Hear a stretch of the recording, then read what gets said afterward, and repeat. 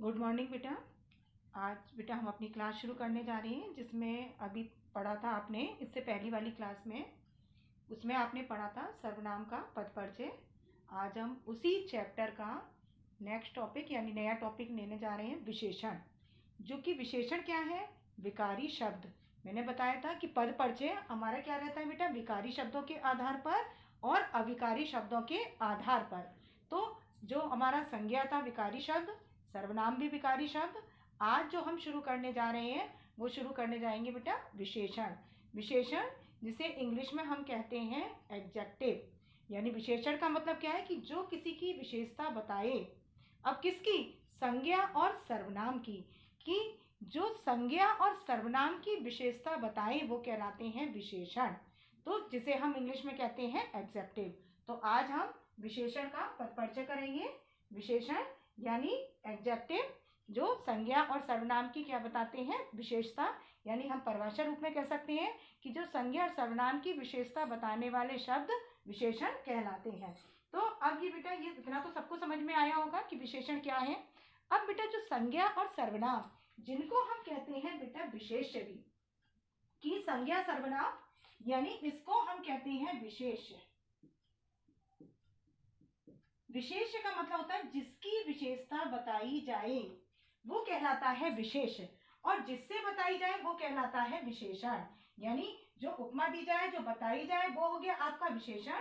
और विशेष क्या हो गया कि जिसकी विशेषता बताई जाए, जिसके लिए, क्योंकि इसमें चतुर्थी विभक्ति का प्रयोग है विशेष्य या, तो यहाँ पर जिसके लिए विशेषता बताई जाए। अब किसके लिए हम बताते हैं? संज्ञा और सर्वनाम के लिए। तो जिसकी विशेषता बताई जाए उसे हम कहते हैं विशेष, और जिससे बताई जाए वो कहलाता है आपका विशेषण। अब देखो उदाहरण से स्पष्ट कर रही हूं बेटा कि राम अच्छा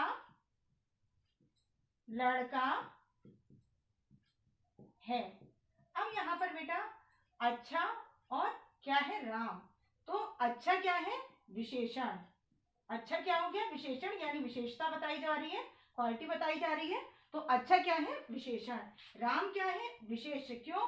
क्योंकि किसकी विशेषता बताई जा रही है? राम की। कि राम अच्छा लड़का है। राम कैसा है? अच्छा। तो राम क्या हो गया आपका? विशेष, क्योंकि विशेषता किसकी बताई जा रही है? राम की। और विशेषण क्या हो गया आपका? अच्छा। उसी तरह से दूसरा उदाहरण, ये तो हो गया बेटा आपका संज्ञा। मैंने बताया ना कि अभी संज्ञा और सर्वनाम की जो विशेषता, मैंने कहा वह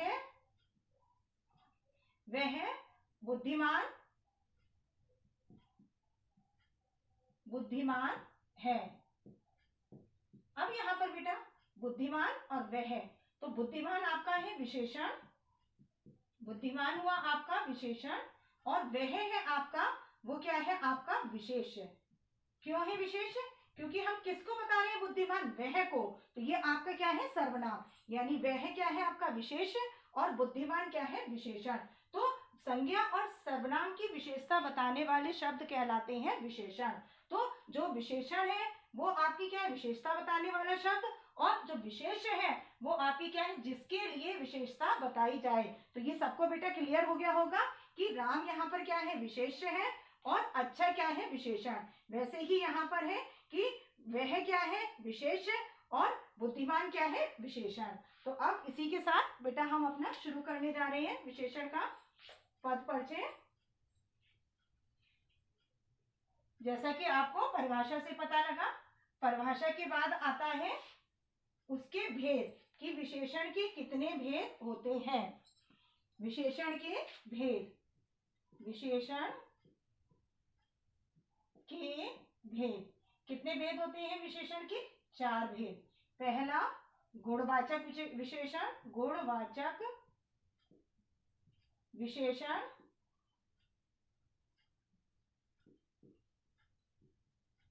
दूसरा जो हुआ आपका, दूसरा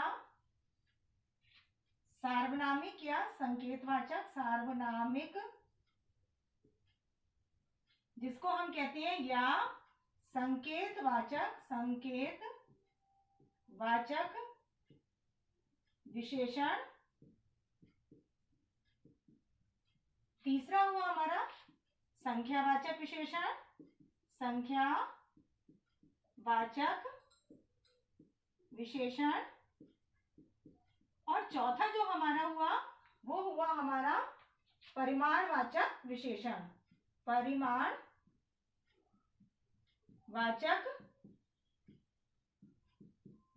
विशेषण। अब यहाँ पर हम एक एक का भेद समझेंगे। जो विशेषण के 4 भेद हैं, चारों को एक एक करके समझेंगे। सबसे पहले गुणवाचक विशेषण। गुणवाचक का मतलब क्या है कि जो किसी की विशेषता बताए, गुण को बताए। अब विशेषता से मतलब क्या बेटा, उसमें अच्छाइयाँ भी हो सकती हैं, बुराइयाँ भी, गुण भी हो सकते हैं, दोष भी हो सकते हैं। जैसे मैंने कहा राम होशियार है, होशियार अच्छाई हो गई। यदि मैं कहूँ राम बुद्धू है तो उसका अवगुण हो गया, लेकिन दोनों ही किस में आएंगे, गुणवाचक विशेषण में। यानी गुणवाचक विशेषण में क्या है, आपके जो बिहेवियर को, जो आपके मैनर को बताए, वो कहलाता है गुणवाचक विशेषण। अब उसमें आपकी क्वालिटी भी हो सकती है, आपकी अच्छाइयाँ भी हो सकती हैं, आपकी खामियां यानी आपकी कमियां भी हो सकती हैं। यानी गुण भी हो सकते हैं और अवगुण भी हो सकते हैं, तो वो कहलाता है गुणवाचक विशेषण। जैसे हमने कहा राम बुद्धिमान है, राम होशियार है, राम मूर्ख है, तो इस तरह के जो आते हैं, राम चतुर है, तो ये सब आपका किस में आएगा, गुणवाचक विशेषण में। दूसरा है बेटा सार्वनामिक या संकेतवाचक। सार्वनामिक या संकेतवाचक विशेषण क्या है बेटा, आपका समझने की बात है बेटा कि ये ऐसे सर्वनाम शब्द होते हैं जिनका प्रयोग संज्ञा से पहले किया जाता है। जरा बेटा समझ ले, क्योंकि बच्चे अक्सर इस वाले में गड़बड़ी करते हैं। ये सार्वनामिक जो संकेतवाचक विशेषण है, इसमें बच्चे गड़बड़ करते हैं सर्वनाम में और सार्वनामिक विशेषण में। क्या है बेटा, सबसे पहले आप सर्वनाम, जो मैंने आपको बताया था क्या था कि जो शब्द संज्ञा के स्थान पर प्रयुक्त होते हैं वो कहलाते हैं सर्वनाम। सर्वनाम शब्द क्या होते हैं कि ऐसे शब्द जिनको हम संज्ञा के स्थान पर प्रयुक्त करते हैं वो कहलाते हैं सर्वनाम।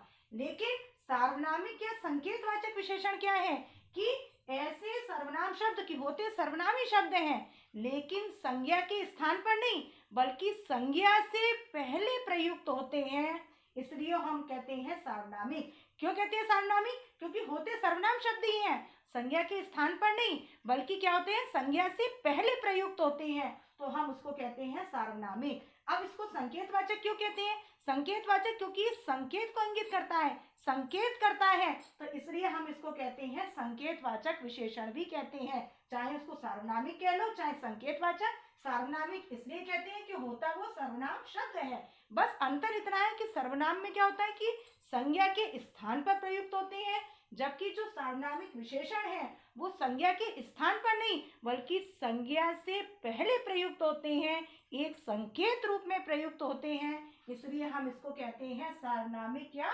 संकेतवाचक विशेषण। अब बेटा तीसरा है संख्यावाचक विशेषण। संख्यावाचक विशेषण में क्या होता है कि जितनी भी काउंटेबल चीजें होती हैं जिनको हम काउंट कर सकें, गिन सकें, वो कहलाती है बेटा संख्यावाचक विशेषण। यानी काउंटेबल, काउंट कर सके, जैसे किताब है, मेज है, पुस्तक है, बच्चे हैं, फल हैं, ये क्या है काउंटेबल चीजें जिनको हम क्या करते हैं काउंट कर लें, गिनती कर लें, वो आपके आता है संख्यावाचक विशेषण में। अब संख्यावाचक विशेषण के दो भेद होते हैं बेटा, एक निश्चित संख्यावाचक, निश्चित संख्यावाचक, और दूसरा होता है बेटा अनिश्चित संख्यावाचक, अनिश्चित संख्यावाचक, संख्यावाचक। बेटा जैसे कि नाम से ही स्पष्ट है कि निश्चित में क्या है, निश्चित है संख्या, अनिश्चित में क्या है, पता नहीं है। जैसे मैंने कहा 2 बच्चे निश्चित है, 2 छात्र निश्चित है, मैंने कहा 5 सेब निश्चित है, लेकिन अनिश्चित में मैंने कहा कुछ बच्चे, कुछ किताब, है ना, या मैंने कहा कुछ छात्र या कुछ संतरे, तो वो आपका किस में आ जाएगा, अनिश्चित संख्यावाचक में। यानी निश्चित में क्या है आपका, निश्चित है, आपको पता है कि कितनी है की संख्या, और अनिश्चित में क्या है आपका, अनिश्चित है, पता नहीं कि कुछ छात्र कुछ लोग, तो ये आपका आएगा किस में आएगा, अनिश्चित संख्यावाचक में। अब उसके बाद क्या है परिमाणवाचक। इसमें बेटा थोड़ा सा अंतर है, ये होता है काउंटेबल और परिमाणवाचक होता है अनकाउंटेबल।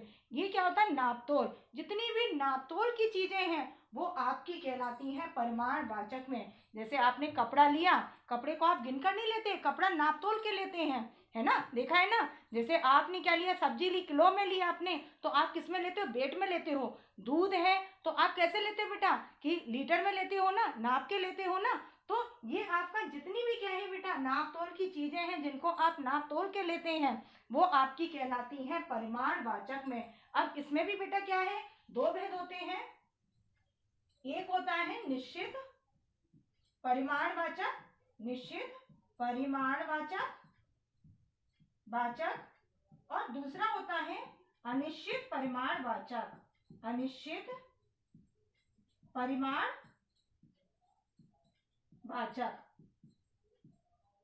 अब बेटा कैसे, निश्चित में निश्चित है, पता है हमको कि कितना है ना। अनिश्चित में हमको पता नहीं। जैसे मैंने कहा यहाँ पर निश्चित परिमाणवाचक में कि निश्चित, यानी अब मैंने कहा निश्चित में 2 लीटर दूध, तो क्या है कि निश्चित है, पता है 2 लीटर दूध है। मैंने कहा 5 लीटर तेल, क्या है, निश्चित है। मैंने कहा 2 मीटर कपड़ा, निश्चित है कि कितना लेना है कपड़ा, 2 मीटर। अब यहीं पर मैंने कर दिया बेटा कि कुछ मीटर कपड़ा, तो आपका क्या हो गया, अनिश्चित हो गया। कुछ लीटर दूध, तो आपका क्या हो गया, अनिश्चित हो गया।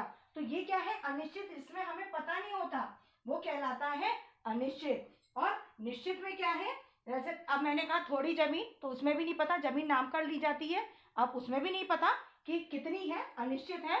तो हमने बेटा निश्चित में क्या होता है कि हमें पता होता है निश्चित कि इतना लेना है, जबकि अनिश्चित में पता नहीं होता कि कितना है। जैसे मैंने कहा मिठाइयाँ, अब मैंने कह दिया बहुत सारी मिठाइयाँ, तो अब इसमें क्या हो जाएगा आपका, अनिश्चित, पता नहीं है कितनी मिठाई है। मिठाई को हम क्या लेते हैं, तोल कर लेते हैं ना। तो जितनी भी नापतोल की चीजें हैं बेटा, वो आती है आपकी परिमाणवाचक में। जो काउंटेबल है, संख्या जिसको हम गिनती से लेते हैं, वो कहलाता है, जिसको हम गिन सकते हैं वो होता है संख्यावाचक, और जिसको नापतोल में हम लेते हैं वो कहलाता है परिमाणवाचक। इसमें भी निश्चित संख्या और अनिश्चित होता है, इसमें भी निश्चित और अनिश्चित 2 भेद होते हैं। अब हमारे दोनों पर आ जाओ बेटा, ये है गुणवाचक और सार्वनामिक या संकेतवाचक विशेषण।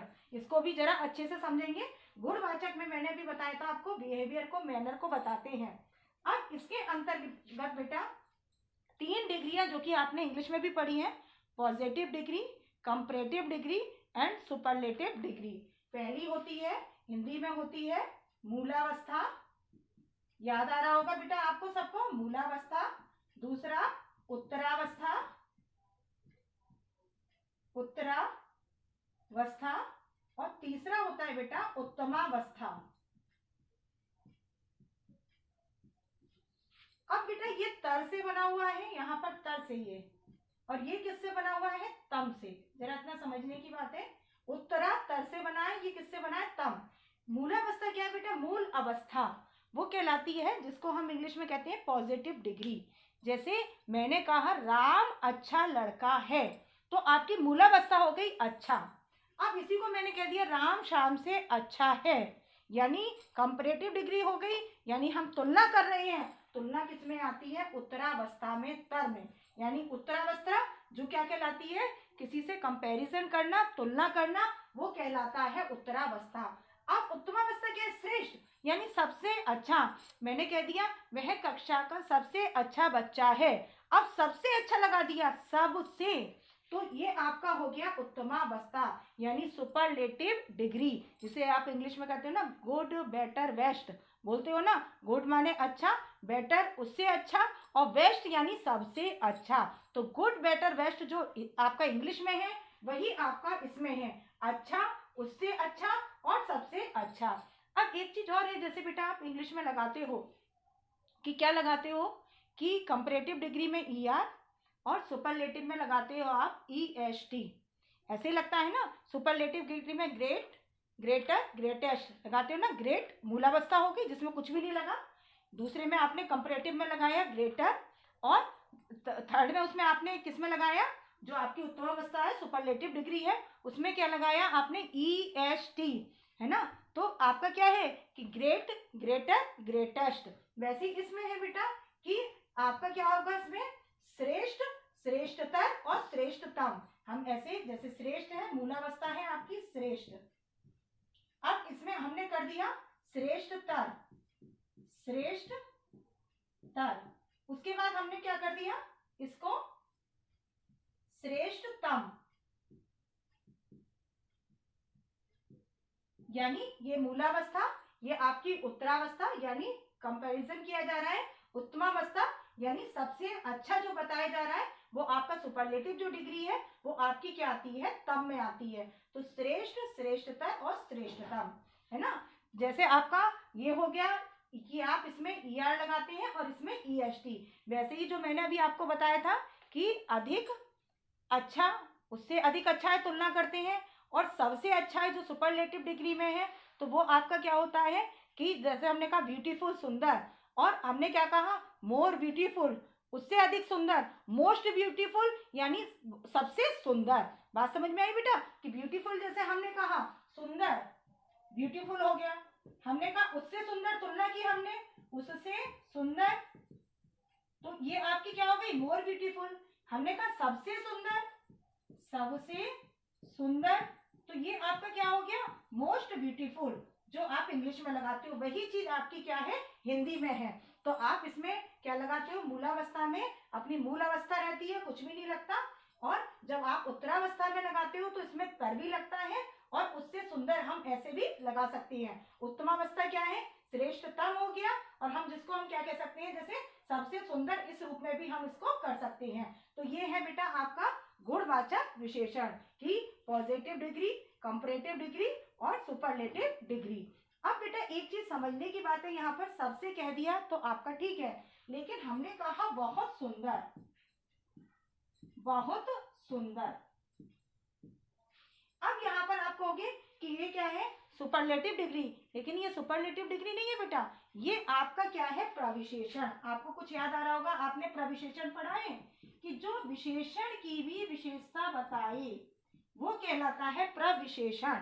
यानी सुंदर क्या है आपका विशेषण, और इसकी विशेषता बता रहा है क्या है बहुत, तो ये आपका क्या है प्रविशेषण। यानी जो विशेषण की भी विशेषता बताए वो कहलाता है प्रविशेषण। सुंदर हमारा क्या है विशेषण, और इसकी बहुत सुंदर बताया जा रहा है, तो ये किसकी विशेषता बता रहा है, सुंदर की, तो इसलिए ये क्या है आपका बहुत प्रविशेषण। प्रविशेषण के अंतर्गत जो शब्द आते हैं बेटा, बहुत है, अति है, अत्यंत है, अत्यधिक है, घोर है, तो ये जो शब्द हैं वो आपके क्या कहलाते हैं प्रविशेषण। बहुत, अति, अत्यंत, अत्यधिक, ये आपके जो आते हैं घोर, ये शब्द आते हैं आपके प्रविशेषण के अंतर्गत। तो बेटा अंतर समझ लें सुपरलेटिव डिग्री में जिसमें सबसे अच्छा होता है, बहुत में तो ये है कि बहुत के बाद भी और भी हो सकता है ना, लेकिन सबसे में क्या है कि कोई और नहीं है उससे आगे, यानी सबसे का मतलब सबसे ही अच्छा, है ना, उससे बढ़कर और कोई नहीं। बहुत के अंदर तो है तो उससे भी हो सकता है। तो ये आपका जो सबसे सुंदर आएगा वो सुपरलेटिव यानी उत्तमावस्था में आएगा, जबकि जो बहुत है वो प्रविशेषण। और जो हमारा प्रविशेषण का परिचय होता है बेटा, तो उसमें कुछ लिखने की जरूरत नहीं होती, केवल आप क्या लिखोगे प्रविशेषण, आपने लिखा प्रविशेषण, और उसके बाद आप केवल लिखोगे अव्यय अविकारी शब्द, अव्यय, और कोष्टक में आप डाल दोगे अविकारी शब्द, केवल इतना इसका पद परिचय रहेगा। यदि आपका अंडरलाइन करके आया बहुत पर, तो आप क्या करोगे केवल लिखोगे प्रविशेषण और उसके बाद अव्यय अविकारी शब्द। क्यों, क्योंकि इसके रूप में परिवर्तन नहीं होता लिंग वचन काल के आधार पर। ये मैंने बताया था ना आपको विकारी और अविकारी। तो अविकारी क्या होते हैं कि जिनमें लिंग वचन काल के आधार पर कोई परिवर्तन ना हो, तो वो आपका कहलाता है अविकारी शब्द। तो जो प्रविशेषण है वो होता है अविकारी शब्द, इसमें कोई परिवर्तन नहीं होता लिंग वचन काल के आधार पर। तो आपका पद परिचय रहेगा प्रविशेषण अव्यय अविकारी शब्द। अब आ जाए बेटा सार्वनामिक या संकेतवाचक विशेषण। इसको जरा बेटा ध्यान से समझेंगे। उसका रीजन है कि इसमें बच्चे कंफ्यूज होते हैं। सर्वनाम जैसे कि मैंने भी आपको बताया था कि सर्वनाम में और सार्वनामिक विशेषण में, तो बहुत अच्छे से बेटा समझ लें कि सर्वनाम जो होते हैं वो संज्ञा के स्थान पर प्रयुक्त होते हैं, जबकि सार्वनामिक या संकेतवाचक संज्ञा के स्थान पर नहीं होते बल्कि संज्ञा से पहले प्रयुक्त होते हैं। मैंने बच्चों को समझाया था, कंफ्यूजन उसमें आया था कि वो निश्चयवाचक अनिश्चयवाचक में, तो बच्चों ने क्या था जो सार्वनामिक या संकेतवाचक विशेषण था उसी को ही उन्होंने क्या बना दिया था सर्वनाम बना दिया था, निश्चय अनिश्चय, क्योंकि उस समय उन्होंने विशेषण का पढ़ा नहीं था। अब जब पढ़ेंगे बेटा तो अच्छे से अंतर आपको समझ में आ जाएगा। तो बहुत बच्चों का कंफ्यूजन था इसमें कि जिन्होंने सार्वनामिक या संकेतवाचक विशेषण को ही क्या बना दिया था, सर्वनाम। तो यहाँ बेटा सिर्फ इतनी सी छोटी सी बात समझने की है कि जो सर्वनाम होते हैं वो संज्ञा के स्थान पर प्रयुक्त होते हैं, जबकि सार्वनामिक विशेषण होते सर्वनाम शब्द ही है लेकिन एक संकेत रूप के रूप में होते हैं और संज्ञा से पहले प्रयुक्त होते हैं। मैं इसको बेटा एग्जाम्पल से बहुत अच्छे से आपको क्लियर कर दे रही हूँ। जैसे मैंने कहा बेटा कि रास्ते में कुछ खा लेना, रास्ते में कुछ खा लेना। अब मैंने दूसरा उदाहरण लिया कि रास्ते में कुछ चीज खा लेना। अब देखो बेटा यहाँ पर कुछ यहाँ पर भी आया है, कुछ यहाँ पर आया है। ये आया है बेटा आपके संज्ञा के स्थान पर, तो ये हो गया आपका सर्वनाम। जबकि आपका क्योंकि कुछ आया है, कुछ तो किसके स्थान पर आया, आपका संज्ञा या सर्वनाम के स्थान पर आया है। जबकि कुछ चीज ये संज्ञा है, इसमें केवल इससे पहले प्रयुक्त हुआ है। कुछ चीज यानी संज्ञा आपकी है और संज्ञा से पहले प्रयुक्त हुई है, इसलिए ये है आपका सार्वनामिक या संकेतवाचक विशेषण। अब दूसरे उदाहरण से मैं स्पष्ट कर रही हूँ। दरवाजे पर कोई खड़ा है, दरवाजे पर कोई खड़ा है। अब दूसरा उदाहरण है बेटा कि कोई व्यक्ति दरवाजे पर खड़ा है, कोई व्यक्ति दरवाजे पर खड़ा है। अब देखो बेटा कोई यहाँ पर भी आया है, कोई यहाँ पर भी आया है।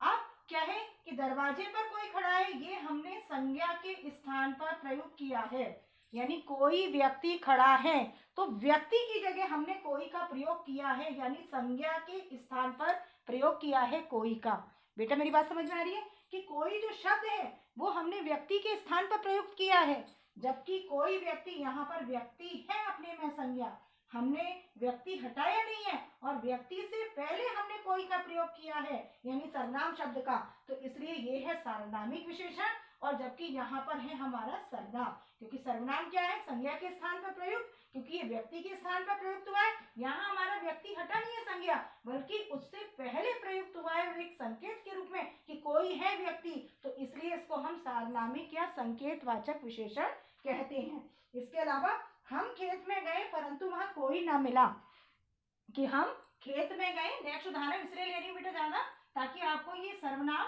और सार्वनामिक विशेषण में अंतर समझ में आ जाए। हम खेत में गए, हम खेत में गए परंतु हमें कोई ना मिला। अब दूसरा कि हम खेत में गए, हम खेत में गए परंतु हमें कोई व्यक्ति ना मिला, कोई व्यक्ति ना मिला। वैसे ही है बेटा बिल्कुल कि यहाँ पर कोई क्या है, व्यक्ति के स्थान पर, यहाँ जबकि व्यक्ति है संज्ञा लेकिन उससे पहले प्रयुक्त हुआ है कोई और एक संकेत के रूप में, तो इसलिए यहाँ पर है सार्वनामिक यानी संकेतवाचक विशेषण, जबकि ये संज्ञा के स्थान पर प्रयुक्त हुआ है, तो इसलिए यहाँ पर क्या है ये बेटा आपका जो विशेषण का पद परिचय का जो आधार रहेगा उस आधार को और आप थोड़ा सा समझ लें कि वो आपका आधार क्या होगा पद परिचय करने का, विशेषण का। क्योंकि विशेषण का आसान है, जो आप सबसे ज्यादा कंफ्यूजन होता है आपको कारक में होता है और दूसरा होता है क्रिया से संबंध में, जबकि विशेषण में ये कुछ नहीं लिखा जाता। इसका जो परिचय का आधार होता है, परिचय का आधार जो होता है वो आधार क्या है आपका, ध्यान से समझ लें कि परिचय का पहले होता है कि विशेषण का भेद, विशेषण का भेद। अब भेद में आपके चार भेद हैं, कोई सा भी हो सकता है, गुणवाचक हो सकता है, सार्वनामिक या संकेतवाचक भी हो सकता है, उसके अलावा आपका संख्यावाचक भी हो सकता है या आपका परिमाणवाचक भी हो सकता है। तो पहला हो गया विशेषण का भेद, दूसरा हो गया आपका लिंग, लिंग में आपका बेटा स्त्रीलिंग पुल्लिंग, लेकिन जो विशेषण का होगा वो बेटा विशेष्य के आधार पर होता है, यानी संज्ञा और सर्वनाम के आधार पर होगा, क्योंकि जो शब्द क्या करते हैं संज्ञा या सर्वनाम की विशेषता बताएं वही होता है ना हमारा विशेषण। तो जब हम इसमें लिंग वचन देखेंगे तो हम विशेष के आधार पर यानी संज्ञा और सर्वनाम के आधार पर देखेंगे कि ये स्त्रीलिंग है, कि ये पुल्लिंग है, कि ये एक वचन है या बहुवचन है। ऐसे ही वचन आएगा आपका बेटा। वचन में भी आपको हमें किसके आधार पर, जैसे मैंने कहा राम अच्छा लड़का है, राम अच्छा लड़का है। अब मैंने यहीं पे कर दिया रमा अच्छी लड़की है, रमा अच्छी लड़की है। तो अब ये अच्छा है आपका विशेषण, और इसका जब आप लिंग वचन बताएंगे तो किसके आधार पर, यानी लड़का राम के आधार पर। तो आपने किसके आधार पर बताया, संज्ञा के आधार पर यानी विशेष के आधार पर। तो आपका क्या होगा स्त्रीलिंग, पुल्लिंग और एक वचन। यहीं पर आपका क्योंकि रमा है और लड़की है तो आपका क्या होगा विशेष के आधार पर आप बताओगे, है ना, कि संज्ञा के हिसाब से आप बताओगे। तो क्योंकि ये लड़की है तो ये होगा आपका स्त्रीलिंग और एक वचन, ये होगा आपका पुल्लिंग एक वचन, और ये आपका होगा स्त्रीलिंग एक वचन क्योंकि रमा एक लड़की है। अब उसके बाद आएगा बेटा आपका विशेष। विशेष में बेटा आपको केवल ये बताना होता है, जैसे आपने अच्छा का पद परिचय दिया, मैं एक आपको करके बता रही हूँ। अच्छा आपने डैश किया तो यहाँ पर आप लिखेंगे विशेषण। विशेषण में आपने लिखा गुणवाचक, गुणवाचक के बाद आपने लिखा यहाँ पर एक अवस्था भी आ जाती है गुणवाचक में, जैसे पुरुषवाचक में आपका पुरुषवच जाता था ना, पुरुषवाचक आप सर्वनाम करते थे पुरुष, वैसे ही विशेषण का केवल एक भेद के अंतर्गत कौन सा गुणवाचक के अंतर्गत आपकी अवस्था भी बढ़ जाती है। तो यहाँ पर आप डालोगे मूलावस्था, मूलावस्था है। उसके बाद अच्छा क्या है आपका लिंग, लिंग में आपका क्या आएगा पुल्लिंग, क्योंकि राम है लड़का है तो आपका क्या आएगा पुल्लिंग, राम एक ही है तो आपका क्या आएगा एक वचन। उसके अलावा आपका विशेष, तो विशेष मैंने आपको बताया जिसके लिए, तो उससे संबंध, तो आप क्या लिखोगे कि इसका जो विशेष है वो क्या है राम। तो आप क्या लिखोगे कि इसका विशेष, इसका विशेष कौन है राम। और राम को बेटा आप करोगे सिंगल इन्वर्टेड कॉमा में और ऐसे विराम चिन्ह लगा दोगे कि इसका जो विशेष है वो कौन है राम, और विराम चिन्ह लगा दोगे पूर्ण विराम चिन्ह। तो आपका किसका हो गया अच्छा का पद परिचय। बहुत आसान है क्योंकि इसमें बेटा कारक नहीं है, क्योंकि बच्चों को थोड़ा कारक समझने में दिक्कत हो जाती है। दूसरा क्रिया से संबंध, क्योंकि क्रिया में नहीं समझ पाते कि सकर्मक वाक्य है कि अकर्मक है, तो ये कंफ्यूजन होता है। जबकि केवल इसमें कुछ नहीं बताना, केवल आपको भेद बताना है। सबसे पहले विशेषण पहचान कर, उसके बाद उसका आपने भेद बता दिया, उसके बाद आपने लिंग बता दिया स्त्रीलिंग है कि पुल्लिंग है, फिर आपने वचन बता दिया, और उसके बाद विशेष कि इसका विशेष क्या है। तो ये बेटा आपके विशेषण। एक बार मैं आपका फिर से, ताकि आपको कोई कंफ्यूजन ना हो, तो जल्दी से आपको थोड़ा थोड़ा कहीं भी कुछ छूटा हो कि विशेषण किसे कहते हैं, कि जो शब्द संज्ञा या सर्वनाम की विशेषता बताएं उन्हें हम कहते हैं विशेषण। कि ऐसे शब्द जो संज्ञा या सर्वनाम की विशेषता बताएं उन्हें कहते हैं विशेषण। उसके बाद आते हैं भेद पर, कि विशेषण के 4 भेद होते हैं। कौन कौन से, गुणवाचक, उसके बाद संख्यावाचक, परिमाणवाचक और सार्वनामिक या संकेतवाचक। 4 इसके भेद हो गए। गुणवाचक में मैंने आपको बताया कि मैनर, बिहेवियर के बारे में, अच्छाइयाँ, कमियाँ, खामियाँ जो कुछ भी है, गुण दोष वो बताए जाते हैं, वो कहलाते हैं गुणवाचक। जैसे कि नाम से ही स्पष्ट है, आसान शब्दों में समझो बेटा।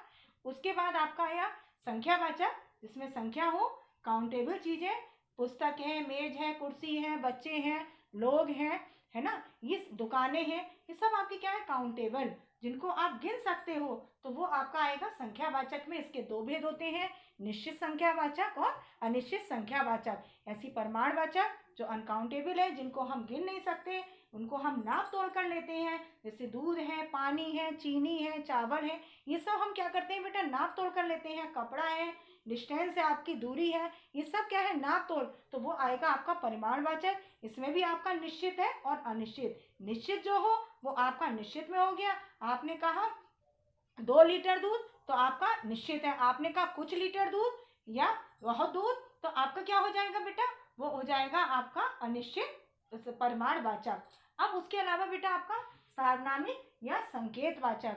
सार्वनामिक या संकेतवाचक में क्या है बेटा, कि आपका कि जो सार्वनामिक संकेतवाचक के होते सर्वनाम शब्द ही है, लेकिन क्या होता है कि संज्ञा के स्थान पर नहीं बल्कि संज्ञा से पहले प्रयुक्त होते हैं एक संकेत के रूप में, इसलिए हम इसको कहते हैं सार्वनामिक या संकेतवाचक विशेषण। कि होते सर्वनाम शब्द ही है इसलिए हम इसको कहते हैं सार्वनामिक, है ना। और होते किससे पहले प्रयुक्त है, संज्ञा के स्थान पर नहीं बल्कि संज्ञा से पहले प्रयुक्त होते हैं और एक संकेत के रूप में, इसलिए हम इसको कहते हैं सार्वनामिक या संकेतवाचक विशेषण। और जो आपका गुणवाचक है उसमें मैंने आपको डिग्रियां बताई हैं, पॉजिटिव डिग्री, कंपैरेटिव डिग्री और सुपरलेटिव डिग्री, यानी मूलावस्था, उत्तरावस्था और उत्तमावस्था। तो ये है हमारा बेटा विशेषण का।